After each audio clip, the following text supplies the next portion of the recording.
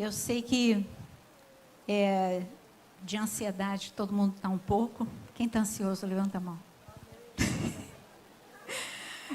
Então, aí a gente trabalha com emoções, com domínio próprio, autocontrole. Eu estou me sentindo hoje fracassada.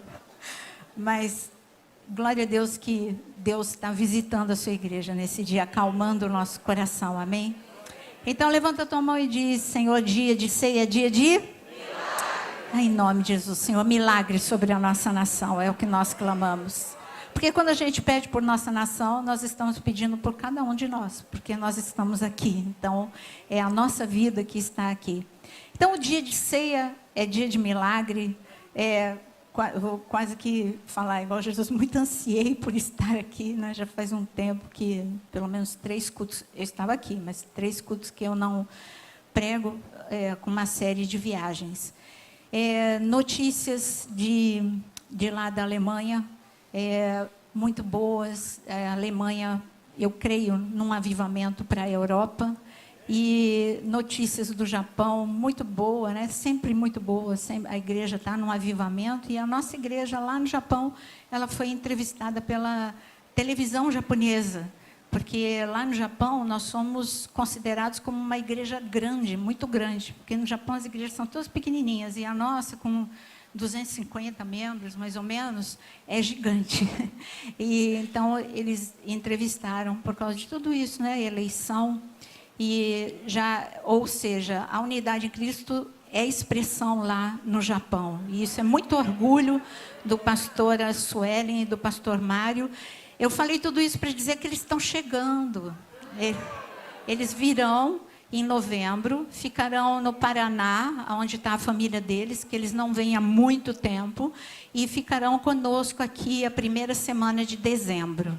Então, quem não conhece pastora Suelen e pastor Mário, vão conhecer na primeira semana de dezembro. Vão estar aqui no culto de gratidão. O culto de gratidão vai ser... Não, gratidão. Eu estou lá na frente. Então, talvez estejam no culto de gratidão. Mas, por falar em culto de gratidão, vocês perceberam que Deus virou uma chave na conferência de adoração? Então, Deus vai virar outra chave no culto do perdão e outra chave no culto de tabernáculos. Então, eu quero dizer, prepara o teu coração. Quarta-feira é o nosso culto, festa do perdão. Não deixe de vir, vai ser um dia muito especial, amém? Então, diz para a pessoa lá, quarta-feira, hein? Não falta. Eu queria que você abrisse em Eclesiastes capítulo 7, do versículo 8 em diante. O Senhor diz o seguinte, Eclesiastes capítulo 7. O fim das coisas é melhor do que o seu início. Não diga porque os dias do passado foram melhores que os de hoje, pois não é sábio fazer tais perguntas. Talvez você não entenda por que não é sábio, porque quem tem o final de tudo é Deus. Pode ser que no meio do processo você não entenda o que está acontecendo. A mesma coisa que José falasse, não, era melhor quando eu estava na casa do meu pai, quando ele estava na cisterna. Claro que era melhor estar na casa do pai. Mas Deus falou, calma, respira fundo, eu estou no controle da tua vida. Ainda tem mais coisa que você não vai entender, mas eu estou no controle da tua vida. E José, nós vemos que José, ele manteve fé durante todo o tempo. A gente não vê José falando ou diminuindo a fé dele. Pelo contrário, ele teve força para resistir à mulher de Potifar. Ele teve força para resistir diante do esquecimento. Então, se José, em cada etapa da vida dele, ele dissesse, peraí, está pior. Deus diria para José, não, vai ficar melhor. E o final... olha qual foi o final da história de José. Não foi bem melhor do que o início? Claro que foi. Se eu olhar para a cruz, porque falar de ceia é falar de cruz. Se você tivesse há 2000 anos e você fosse um dos discípulos, um dos 12 discípulos, e estivesse ao pé da cruz, um dos 11, né? Porque ao pé da cruz, Judas já tinha traído. Se você fosse um dos 11 que nem estavam ao pé da cruz, a não ser João. Mas se você tivesse aquela visão, você diria, que coisa horrível, eu estou vendo vergonha, humilhação, perda, frustração da promessa. Mas Deus Pai te diria, não é sábio dizer que antes, enquanto Jesus estava andando sobre a terra, era melhor do que esse dia. Não, esse é o dia em que tudo vai mudar. Daqui 3 dias vai ter ressurreição. O que eu quero dizer para você é que hoje pode ser que você não entenda o que você está vivendo, mas eu digo que Deus vai fazer coisas novas. Ele está no controle da sua vida. Só que nós não sabemos o tempo. Deus é que tem o controle do tempo e das fases da nossa vida. Não adianta. Hoje, nós entramos no outubro. Então, quando eu olho para o outubro rosa, e nós vimos essa semana, nós vimos um filme de uma mulher com câncer terminal, e começou exatamente como foi comigo.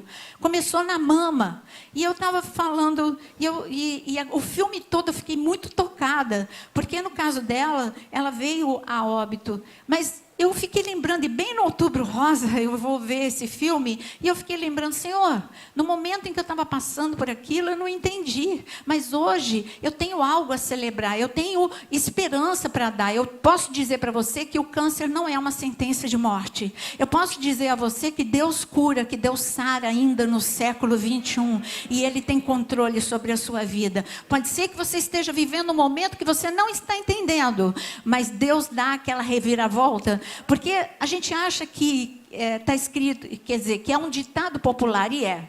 Quem ri por último, ri melhor. É um ditado popular? Mas quando a gente pega o Salmo 2, Deus diz que Ele ri por último. Então eu quero dizer que Deus é que ri por último. Se hoje o diabo está rindo, eu digo que Deus, Ele ri por último, porque Ele tem controle sobre a sua vida.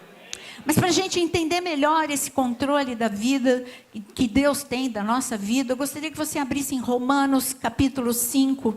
Romanos capítulo 5.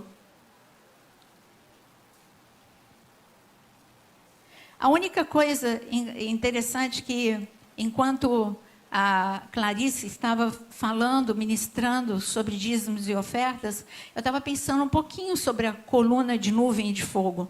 A coluna de nuvem e de fogo, ela é a presença de Deus. Deus estava no meio da coluna de nuvem e de fogo. E quando o Senhor ali, a nuvem andava. Se a nuvem andava, o povo tinha que andar. Se a nuvem parasse, o povo tinha que parar. Eu digo que nesse controle de Deus, a única coisa que Deus não deixava era o povo voltar.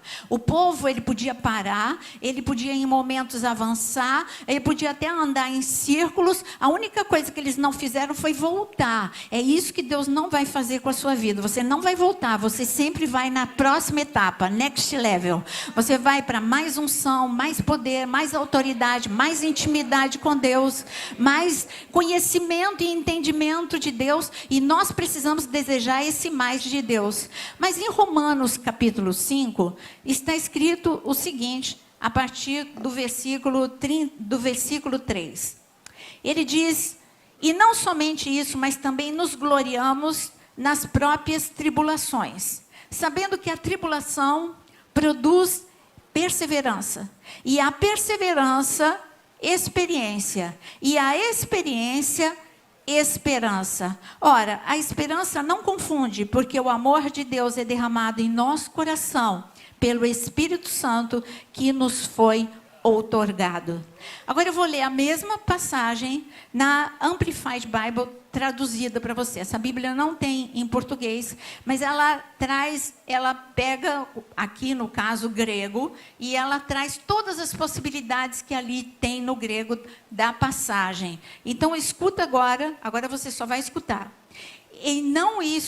Mas exultamos em nossos sofrimentos e nos regozijamos em nossas adversidades, sabendo que as adversidades ou dificuldades produzem perseverança. E entre parênteses, na dificuldade ele põe angústia, pressão, problemas.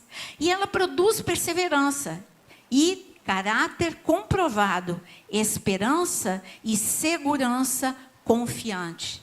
Então eu quero dizer para você que Deus está falando tudo que, quando chega a tribulação, quando chega o problema, a gente quer pular essa etapa. Nós não gostaríamos de viver. Quem gosta de viver? Ninguém, eu não gosto. Mas o Senhor está falando aqui através do Espírito de Deus, Ele está falando, você tem que se alegrar. Porque com o sofrimento, eu dou uma sacudida na tua vida, para você sair de uma zona de conforto. Com a dificuldade, com o problema, você fala, poxa, pastora, domingo é dia de milagre. Eu não gostaria de estar ouvindo sobre sofrimento. Mas é o que a gente está vivendo. Problema, dificuldade, sofrimento. Deus aqui, Ele está te ensinando o que fazer com ele. Não seja destruído pelo sofrimento. Alegre-se por saber que eu estou contigo. Eu vou estar com você. Eu vou te ajudar. Eu vou te amparar. E eu vou te levar para o degrau acima. Você não vai descer, você vai subir. É isso que ele diz. É de glória em glória, de degrau em degrau e de glória em glória que nós temos com Deus. Essa é a proposta de Deus para nós. Por que eu digo que com o sofrimento ele nos sacode? Porque o povo, a gente se acostuma com tudo. E o povo se acostumou. Ali no Egito, é interessante, né? Que a oferta está sendo continuidade à palavra, o Espírito é o mesmo. Então, no Egito, ali eles se acostumaram com todas as dificuldades. Eles se acostumaram com a pressão. Eles se acostumaram com Deus está lá, mas Deus não está tão envolvido comigo. Deus não está tão presente na minha dificuldade. Até que eles não aguentaram. O sofrimento veio pesado e eles não aguentaram. O que aconteceu com o nosso país? Precisou de uma ameaça para que nós pudéssemos, como povo de Deus, nos unirmos em oração, independente da denominação. Precisou um susto para a gente poder se unir, jejuar e orar, e todo mundo se unir, seja nas redes sociais, seja pessoalmente. Precisou. Então Deus precisou dar uma pioradinha lá no Egito, para dizer, não aguento mais, quero sair daqui. Deus, eu também quero que você saia. Só estava faltando oração, só estava faltando unidade. Aí o povo começou a clamar, como eu sei, está escrito, Deus disse, eu ouvi o gemido. E quando Deus ouviu o gemido, gemido é quando você não tem nem, sabe, você não tem nem palavras. Ai, Senhor, está difícil. Ai, Senhor, eu não aguento mais. Você não consegue nem elaborar uma frase. É por aí que as pessoas começaram a orar. Senhor, nós não aguentamos mais. Eu não aguento mais ver o sofrimento. Porque eram famílias que estavam sofrendo. Eram pessoas que tinham, como Joquebede, que tinha 3 filhos. Olha, 2 escravos, um para ser morto. Assim cada família tinha uma história. Cada cabeça aqui tem uma história. E cada história tem uma pressão, tem uma dificuldade, tem um problema, tem uma angústia a ser vencida. E o Senhor falou, eu só estou esperando que vocês se unam e creiam. E eu quero que você creia hoje, porque dia de ceia é dia de milagre. Não é um jargão, não é uma frase de efeito. Quantos milagres já aconteceram em dia de ceia? Eu já experimentei. Eu ouço muitos testemunhos de pessoas falando sobre o milagre do dia de ceia. Então eu quero que você esteja aqui com essa expectativa que dia de ceia é dia de milagre. Você é um odre de Deus. O teu coração é um odre. O odre não é perfeito. O odre, ele tem sua fragilidade, porque o odre nada mais é do que uma pele de animal. Quando, tudo bem, ali quem está preparando para fazer daquela pele um odre, o animal já foi morto, a pele já foi retirada, mas não vai ser sábio pegar aquela pele não preparada de odre e colocar um conteúdo muito precioso. O óleo naquela época, o azeite naquela época, era o ouro daquela época. Sempre que a gente vai para Israel, o Eli, ele sempre fala, o azeite era o ouro daquele momento. O azeite era para cozinha, o azeite era para medicina, o azeite era para iluminação das casas, o azeite era essencial. E Israel tinha muito azeite, e tem até hoje. Israel era grande produtor, mas não adiantava ter um conteúdo tão precioso, mas um odre não preparado. Se na pressa alguém pegasse um odre sem preparação e colocasse o conteúdo precioso, com certeza era questão de dias, não era ser, era só esperar quando o odre racharia, quando o odre estaria perdendo aquele líquido precioso. Então, um proprietário sábio, ele faria o que eu já contei uma vez para vocês, e eu gostaria que você abrisse no Salmo 119. Salmo 119. O que Deus quer na nossa vida é trazer movimento. Se a gente fica acostumado, estagnado, água parada não move moinho, não é? Então, é a mesma coisa. Crente parado, cristão parado, não tem unção, não. Salmo 119, versículo 81. Salmo mais longo, e você vai para o versículo, já para o versículo 81. Desfalece-me a alma, aguardando a tua salvação. Porém, espero na tua palavra. Esmorecem os meus olhos de tanto esperar por tua promessa. Enquanto digo, quando me haverá de consolar? Já me assemelho a um odre na fumaça. Contudo, não me esqueço dos teus decretos.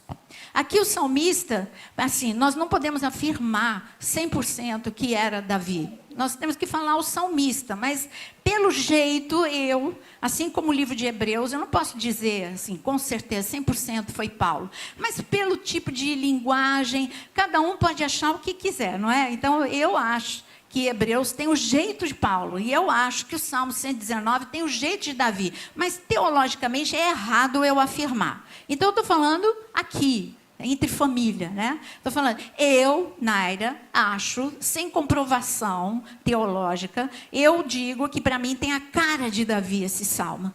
E pela paixão, ele fala da palavra com uma paixão incrível. Mas aqui ele está num momento, nesse salmo longo, ele passa por alguns momentos de paixão, outros momentos ele está mais desfalecido. E neste momento ele está falando, a minha alma desfalece. Ele está falando, as minhas emoções não estão aguentando mais. Quando fala de alma, está falando de emoções. Senhor, eu te amo, eu estou falando contigo. Se eu não te amasse, se eu não confiasse em ti, eu nem falaria contigo, mas eu estou falando contigo, eu estou orando. O problema são as minhas emoções, elas estão agitadas, ou eu estou angustiado, ou eu estou aflito, ou eu estou muito triste. Ele estava desfalecendo, esmorecendo, estava quase que desanimado, porque estava demorando para Deus cumprir a promessa. E nós sabemos que quando demora, até está escrito em Provérbios, quando a promessa é adiada, adoece o coração.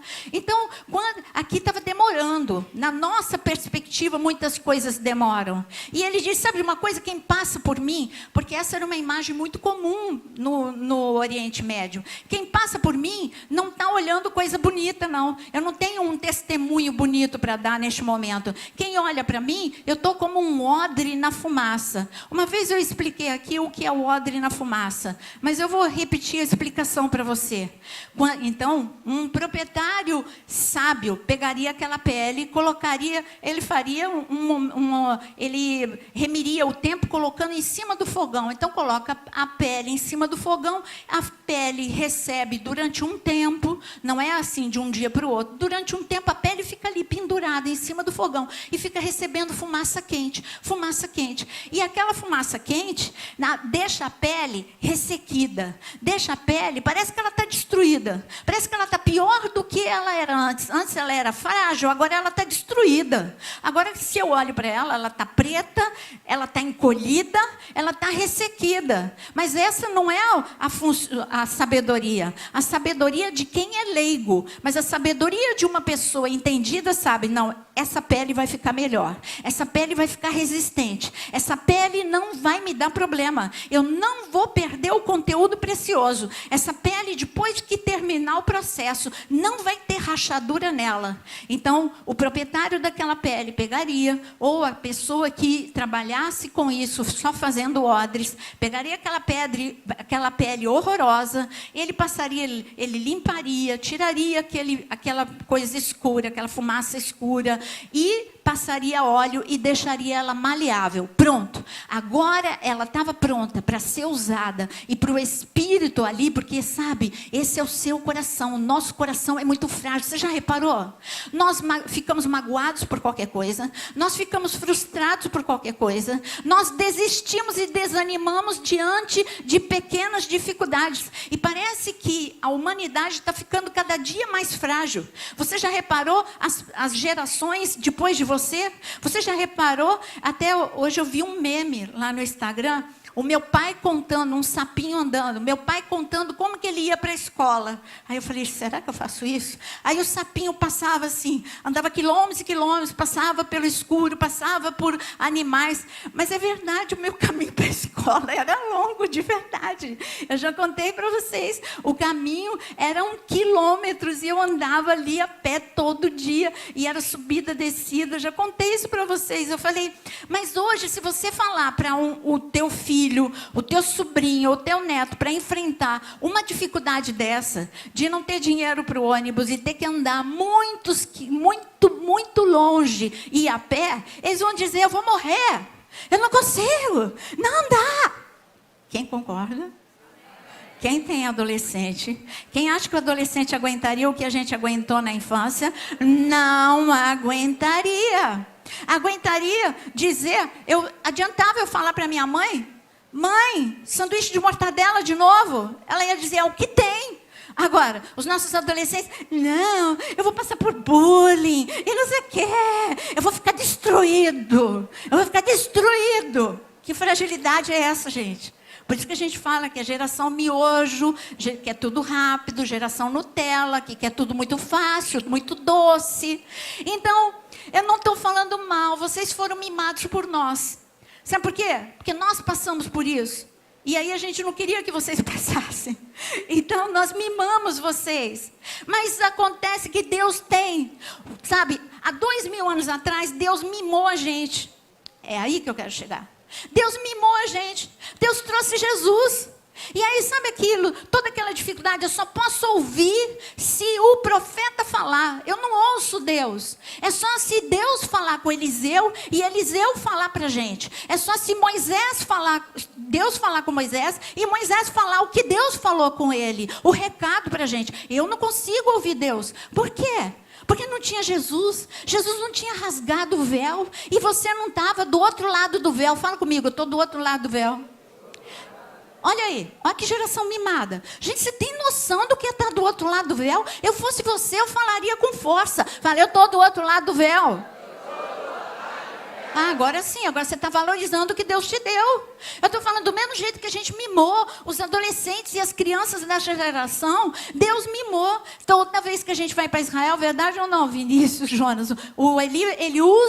Ele diz, filhos mimados. Geração mimada, cristãos mimados. E ele fala isso. E Deus mimou a gente. E a gente deveria, sabe, valorizar o que ele nos deu. Senhor, há 2000 anos atrás, tinha que, sabe, eu tinha que depender de outra pessoa. Hoje eu fecho a porta do meu quarto, eu posso te ouvir. Eu posso receber um recado, uma palavra profética na tua palavra, em sonho, em visão. Gente, você tem dons. Os dons era só sobre os juízes, só sobre profetas. Hoje você tem dom, você pode ter visão aberta, você pode falar em línguas que o diabo não pode entender, línguas estranhas. Gente, você tem dons, você tem o quê? O Espírito Santo de Deus. Mas acontece que o teu coração é frágil. E aí Deus fala, não posso te deixar com essa fragilidade. Eu vou permitir algumas coisas acontecerem, porque você é meu odre, e eu estou te colocando numa fumaça quente. Quem passar por você vai dizer está destruído, mas eu vou dizer não, está em preparação para conter uma quantidade muito grande do Espírito de Deus. O Espírito de Deus não quer te dar mais do Espírito Santo para você estragar a unção, derrubando a unção por aí. Ficou magoado, acabou a unção. Ficou frustrado, acabou o teu amor pela igreja, pela palavra, por Deus. Gente, olha, vamos lá, põe a mão no teu coração e fala, Deus, eu quero ser o seu odre.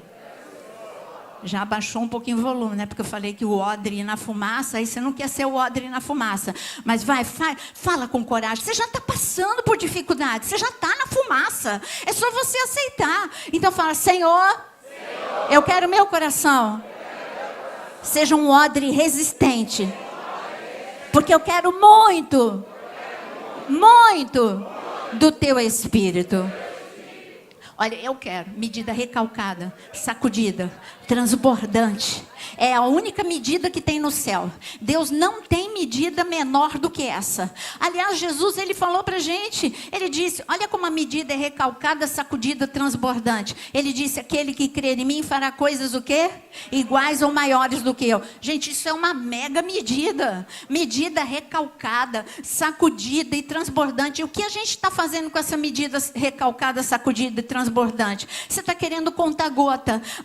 Eu já senti um pouquinho de Deus. E Ele está falando, é muito pouco, eu quero derramar mais sobre você. Então, a primeira parte de Romanos capítulo 5. Se alegre quando você estiver passando por uma dificuldade, porque Deus não vai deixar você ser destruído. Ele está só deixando você ficar mais forte. O final, não fique falando, era melhor antes. Não, o melhor é agora. E o melhor vai ser ainda no final da história. Quando você entender por que você está passando por isso. Quando você entender como Davi olhou para trás e falou, agora eu entendi. Por que os meus irmãos me desprezavam? Por que Golias me desprezou? Por que Saul me perseguiu? O Senhor me queria no trono. Agora eu entendi. É como José. Agora eu entendi porque na casa do meu pai eu era desprezado. Por que eu fui traído? Por que eu fui esquecido? Porque o Senhor me queria como o segundo homem mais importante do Egito. Ali agora você pode olhar e falar, agora eu estou entendendo por que eu tive problemas na minha família.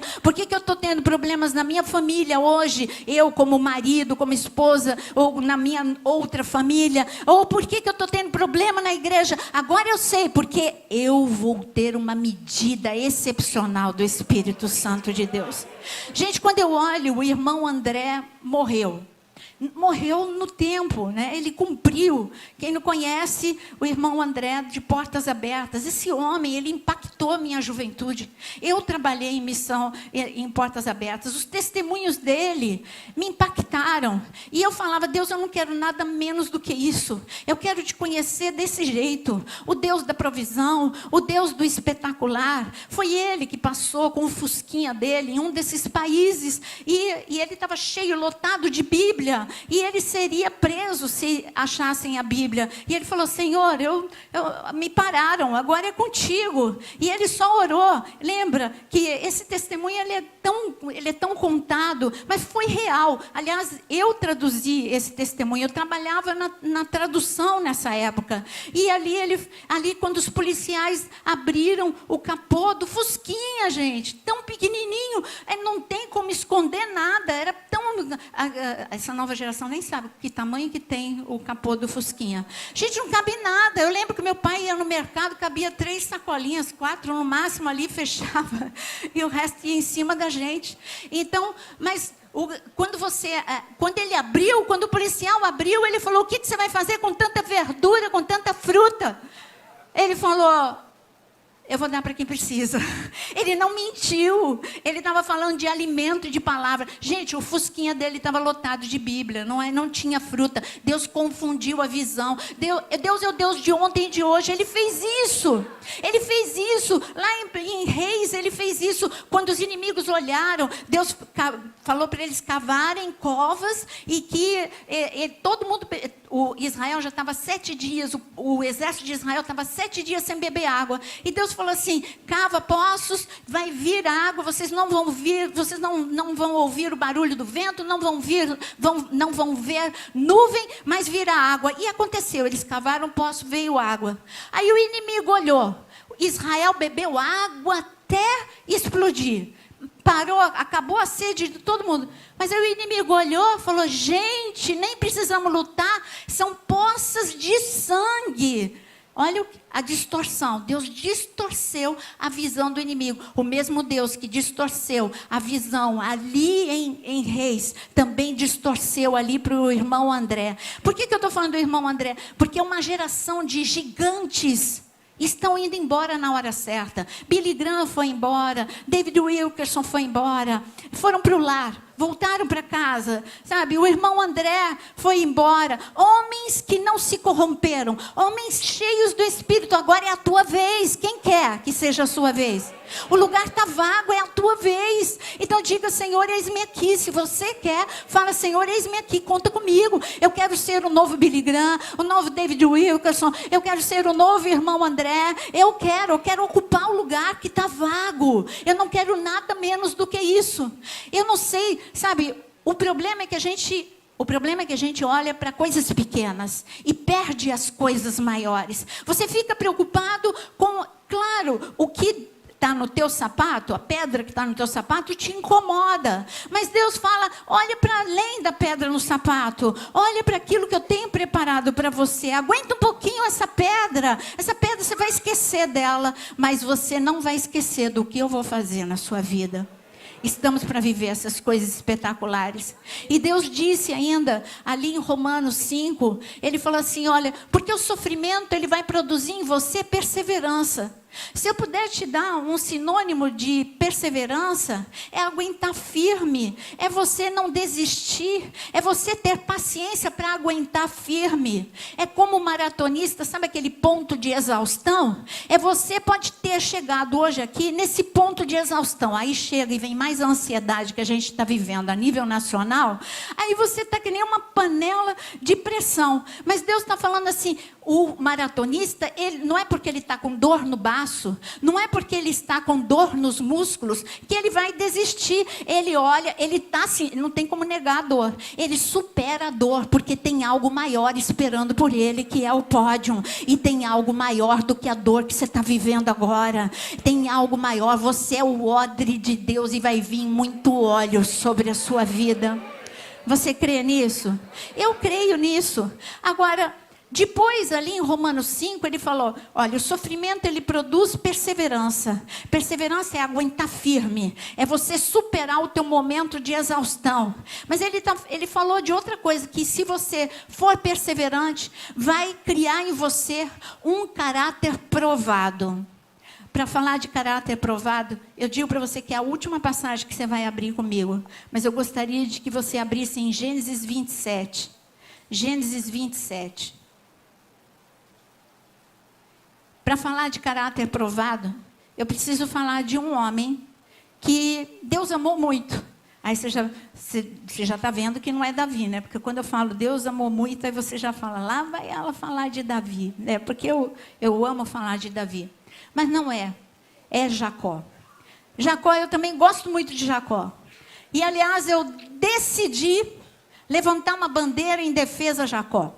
O pobre coitado é conhecido por todos nós como o enganador. Então eu vou levantar uma bandeira agora em favor de Jacó. Não, Deus não ia escolher um enganador para se tornar Israel, porque Jacó se tornou Israel. Ele se tornou o príncipe de Deus.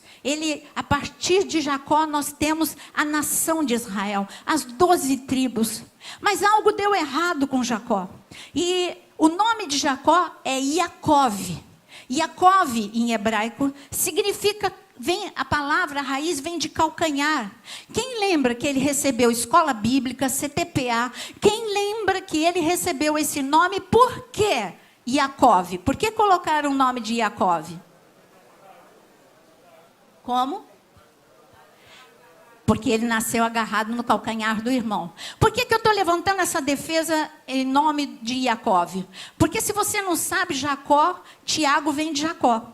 E aí, como eu escolhi o nome de Tiago para o meu filho Tiago, eu falei assim, e aí quando me falava assim, Jacó, enganador, você escolheu Tiago, eu falei, não, eu vou descobrir isso.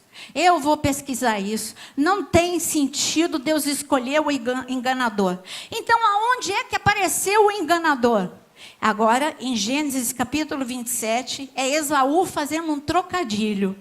E aqui está escrito em Gênesis 27, versículo 36.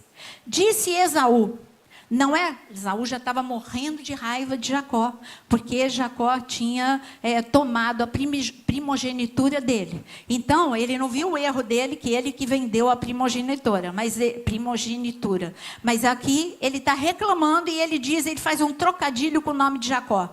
Disse Esaú, não é com razão que se chama ele Jacó? Aqui em Jacó, se você está com uma caneta, escreve aí em defesa de Jacó, escreve aí Iacov. Aqui está escrito Iacov. Não é com razão que se chama Iacov? Pois já 2 vezes me enganou. Nessa palavra enganou em hebraico é Iaquev. Iaquev, a palavra enganar, você está vendo que só trocou uma letrinha, Iacov e Iaquev. no lugar do O, vem o E.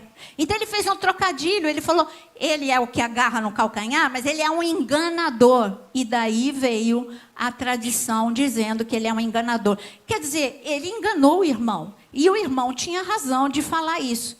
Mas o que acontece? Jacó era um odre. Jacó era um odre e Deus tinha muita coisa para dar para esse homem. Muitos cumprimentos proféticos aconteceriam através da vida desse homem. Muitos milagres aconteceriam através da vida desse homem. Mas do jeito que ele estava, um odre frágil, que ele era conduzido pela opinião da mãe. Ele diante da perseguição ou da frustração, ele desmoronava. Deus queria tratar com ele para ele receber como você vai receber nessa ceia, algo muito grande. E Deus disse, não, neste momento ele está distorcido. Neste momento, o nome que eu dei para ele é Jacó, aquele que agarra. E eu digo que todos vocês têm o nome de Jacó. Você é aquele que agarra. Fala, eu vou agarrar. Agarra a tua bênção, meu querido. Agarra a tua promessa. Agarra a presença de Deus. E fala, nada vai me demover dessa posição. Eu agarro. Olha, ninguém me tira. Só pode vir o que vier, mas eu agarro. Posso não estar entendendo nada. Eu pego no manto de Jesus. Eu faço igual aquela mulher hemorrágica. Daqui ninguém me tira. Daqui ninguém me arranca. Eu seguro no manto, porque o manto libera poder. Eu seguro na presença de Deus. Você quer segurar agora na presença de Deus? Então fala, Senhor, eu estou segurando agora na tua presença. Eu estou segurando o teu manto. Eu não solto o teu manto. Eu não solto, Senhor, a tua presença em nome de Jesus. E aí ele foi para a casa de Labão, e você sabe tudo o que aconteceu ali. Labão o enganou. Mas se você reparar, nos 20 anos que ele passou na casa de Labão, Deus começou a forjar o caráter. Ele ficou um odre na fumaça. Quem visse Jacó falava, ih, Jacó está acabado. O salário dele, quem que reclama aqui de salário? O salário dele foi mudado 10 vezes, para menos, para roubo. E ali o salário dele foi mudado 10 vezes. A mulher que ele era apaixonado, ali Labão enganou e colocou a irmã Lia, tudo que era ruim. Ele faz um discurso. Ele fala assim, olha, 20 anos eu vivi aqui, eu não dormia direito, eu não comia direito, eu cuidava das tuas ovelhas. Se alguma coisa acontecia, eu que pagava o prejuízo das ovelhas. Ele só teve sofrimento e aparentemente perda. Mas Deus estava forjando Jacó, para Jacó ter cada dia mais fé. Jacó, eu te fiz uma promessa. Lembra em Gênesis 28? Deus falou assim, você está indo, mas eu estou indo com você, e eu vou voltar com você, e você vai voltar não da forma que você foi, você vai voltar rico, a ponto de você ter que dizimar. E ali Jacó, ele acreditou nessa palavra. 20 anos ele agarrou na presença de Deus, 20 anos ele creu na palavra de Deus, 20 anos, e no final ele sonhou, ele teve visões, Deus falou com ele, ou seja, a intimidade dele com Deus só cresceu. A fé dele só cresceu. No momento da dificuldade, ele adorava. Gente, que Jacó é esse? Ele dizia para Labão assim, ó, isso é adoração. Se não fosse o meu Deus, eu sairia agora da tua casa de mãos vazias. Mas o meu Deus me defendeu. Ele veio essa noite e ele me defendeu. E eu saio daqui da tua casa com riqueza. Ele disse, se não fosse o meu Deus, eu sairia de mãos vazias. Eu digo que se não fosse o teu Deus, você sairia de mãos vazias. Mas você está aqui na casa de Deus. E Deus está dizendo, você não sai de mãos vazias. Dia de ceia, dia de milagre. E ali Jacó viveu tudo isso, 20 anos, continuou sendo Jacó. E Deus falou, agora você muda. Ou muda. Ele não mudou, porque quando a gente prega, quando muitas vezes você fala do encontro face a face de Jacó com Deus, muitas pessoas acham que ele mudou naquele dia. Queridos, não foi naquele dia. Aquele dia ele foi marcado. Olha, hoje você é o meu odre, está assinado, você está aprovado como o meu odre, mas você foi transformado nos 20 anos que você creu em mim, que você suportou o sofrimento e que você acreditou que eu cumpriria as promessas. Aquela face a face foi simplesmente Deus mostrando, quer ver como eu mudei a tua essência? Aí Deus apareceu para ele. Jacó voltou a ser Jacov. Ele segurou, ele agarrou. Jacó, ele estava, sabe quando ele estava deformado como um odre frágil? Ele começou tudo, ele deixava tudo ir embora. Ele permitia que as coisas acontecessem com ele, e ele deixava tudo ir embora facinho. Ele deixou de ser Jacov. Ele passou a ser Iaqueve, o enganador. Eu não sei aonde você deformou, mas hoje Deus está querendo te ajustar. E Ele está dizendo, hoje você retorna à tua essência. Você é um agarrador, você é Jacov. Você segura o calcanhar, você segura o meu manto, você segura a promessa, você segura a unção, você segura a palavra que Deus liberou. E Deus liberou uma palavra para você. E eu declaro que a palavra que Ele liberou para você, que dia de ceia, dia de milagre, segura essa palavra, agarra. Você é Jacov, você é aquele que agarra. E como aquele que agarra, segura levanta as tuas duas mãos para agarrar. Tem tanta bênção que você deixou embora. Tem tanto sonho que você deixou embora. Tem tanta unção que você deixou embora. Talvez você tenha deixado embora até o teu chamado, o teu ministério. Agarra. Fala, não vou deixar não. Eu vou tirar agora da mão do diabo. E eu agarro, eu não solto mais. Será que você já desistiu de orar por tua família? Largou? Segura agora, agarra. Fala, Deus, eu não deixo de orar agora pela minha família. Eu creio num Deus de milagres. Será que você já acreditou no que o médico disse? Não tem mais jeito. Agarra agora uma palavra. O Senhor disse, eu sou o Deus que cura, o Deus que sara. Agarra essa palavra agora em nome de Jesus. Sabe, as pessoas dizem, não tem mais jeito para o Brasil. Agarra agora essa palavra. Ah, Senhor, tem jeito sim. Tu reinas sobre essa nação. Tu és o rei absoluto sobre essa nação. Nós não entregamos essa nação para ninguém, a não ser para ti. Agarramos a tua promessa. A tua promessa é de que o Brasil é o celeiro do avivamento. Agarramos essa promessa. Agarramos essa promessa de que o Senhor está voltando. Por mais que neguem que Jesus vai voltar, eu digo, Jesus vai voltar. Eu agarro essa verdade, eu agarro essa promessa. Ah, Senhor, eu agarro a promessa, Senhor, do grande avivamento para essa igreja. O Senhor nos disse que nos colocou na porta da cidade para que o Senhor fluísse com o avivamento. Eu não entrego essa palavra, eu agarro essa palavra, e eu digo que daqui, da unidade em Cristo, sairá uma explosão de avivamento, em nome de Jesus, em nome de Jesus.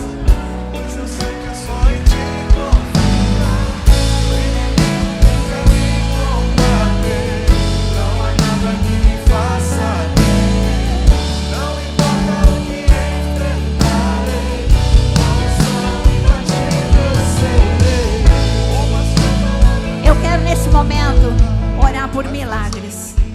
Você que precisa de um milagre, você já agarrou o que você tinha soltado. Agora é o momento de orar por milagres antes da ceia. Eu quero clamar agora por todas as causas impossíveis. Se você tem uma causa impossível, levanta a sua mão agora, em nome de Jesus, e creia, o Senhor está ouvindo a tua oração. Senhor, os céus estão abertos. Nós sentimos a tua presença desde o momento do louvor. O Senhor está aqui. O Senhor se senta à mesa conosco no momento da ceia, mas é neste momento que o Senhor abençoa os seus filhos. Senhor, eu quero clamar neste momento. Olha para essas mãos levantadas. O Senhor conhece cada uma dessas causas impossíveis, mas para o Senhor não há nada impossível. Para o Senhor não há nada difícil demais. Estende a tua mão, Senhor, e toca onde está arruinado, Senhor, restaura em nome de Jesus. Aonde há prisões, liberta. Aonde tem coisas retidas, libera em nome de Jesus. Aonde há falta, Senhor, vem com a tua providência. Vem, Senhor, porque tu és o Deus provedor, em nome de Jesus. Hoje é noite de milagres. Aonde há enfermidade, vem com a tua cura, em nome de Jesus. Amém. Amém.